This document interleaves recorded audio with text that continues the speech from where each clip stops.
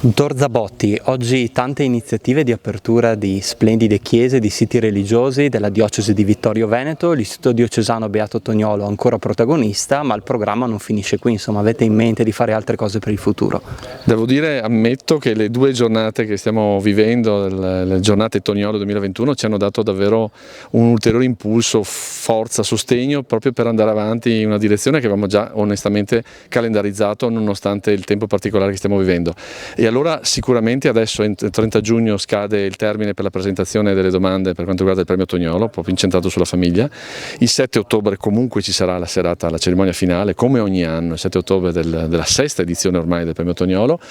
Posso anticipare che il 7 novembre ci sarà anche la giornata del ringraziamento della Coldiretti provinciale, qui in collaborazione con l'Istituto Beato Toniolo a Pieve di Soligo, proprio in onore del Toniolo, quindi anche questa dimensione popolare rispetto anche ai grandi temi, no? della valorizzazione, della promozione, della cooperazione, del lavoro, no? E in più ci sarà anche un'estate in cui abbiamo già messo in calendario altre aperture straordinarie di chiese, non solo nel territorio UNESCO del Conegliano Valdobbiadene, ma anche nel territorio UNESCO Dolomiti Belluno. Come a dire, un quadro di iniziative che, come dire, mette in luce la mission completa del nostro istituto. Sua Eccellenza, 2 giorni, una full immersion nel quartiere del Piave, a Pieve di Soligo. Cosa l'ha colpita di questa esperienza?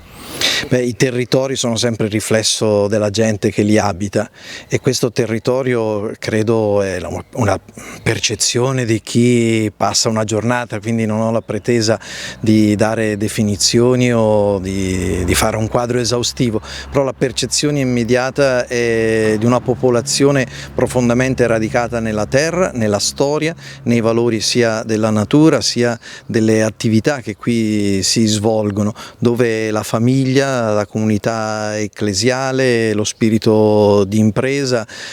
contribuiscono a creare un ambiente virtuoso. È l'occasione per scoprire che il Toniolo sapeva dove andava, lui lo scrive anche nelle sue lettere,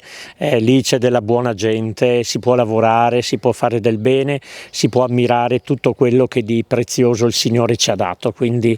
ecco, augurarci che questo nostro patrimonio diventi veramente ben visto, sia scoperto da tante persone che arrivino qui a vedere le nostre chiesette, la nostra terra, il patrimonio anche naturalistico, ambientale. Ecco, siamo UNESCO, ma sono soprattutto le persone da conoscere, quelle che si sono impegnate, ecco, anche a promuovere queste giornate per il Toniolo, ma anche la bellezza di questa nostra realtà, di questa chiesetta che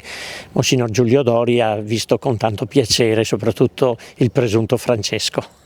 Noi come Ufficio Arte Sacra abbiamo come finalità proprio quello della tutela, della valorizzazione del patrimonio mobile e immobile all'interno del territorio diocesano, e all'interno di questa valorizzazione c'è proprio l'idea di far conoscere le nostre chiese e far conoscere ciò che di bello c'è proprio nel territorio della chiesa di Vittorio Veneto, e su questo c'è una collaborazione che definirei ottima con l'Istituto Toniolo e con la persona del direttore scientifico Marco Zabotti, il dottor Zabotti, e con il quale stiamo cercando proprio di dare un'impronta alla valorizzazione delle nostre chiese con queste aperture. Le nostre chiese ovviamente non devono essere considerate dei musei aperti, no, sono delle chiese e quindi devono essere accostate come si accosta a delle opere d'arte che hanno aiutato nei secoli una comunità innanzitutto a pregare e che sono state realizzate proprio come un voto di fede. Quindi quando noi entriamo in una chiesa non entriamo da turisti, ma entriamo da pellegrini che si accostano ad una storia di una comunità, di un luogo, ad una storia che è fatta magari anche di santi, che è fatta di immagini e che raccontano proprio quella parte di territorio che è all'interno di un territorio più grande che è quello della chiesa di Vittorio Veneto.